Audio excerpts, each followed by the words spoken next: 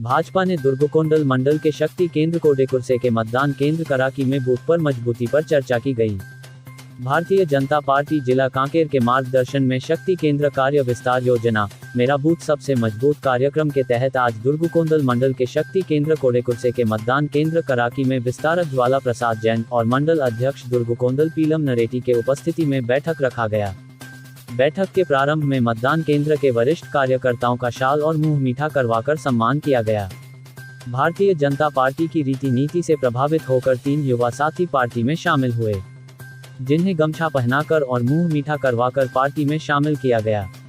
बैठक में उपस्थित सभी कार्यकर्ताओं को विस्तार योजना के बारे में विस्तार पूर्वक बताया गया।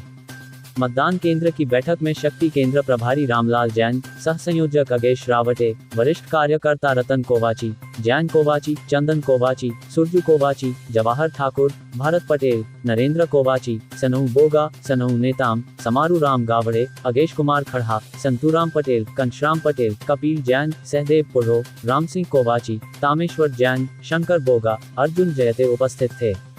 युवा साथी श्याम रावटे, दुर्जन यादव, ललेश्वर पांडे ने भारतीय जनता पार्टी का सदस्यता ग्रहण किए।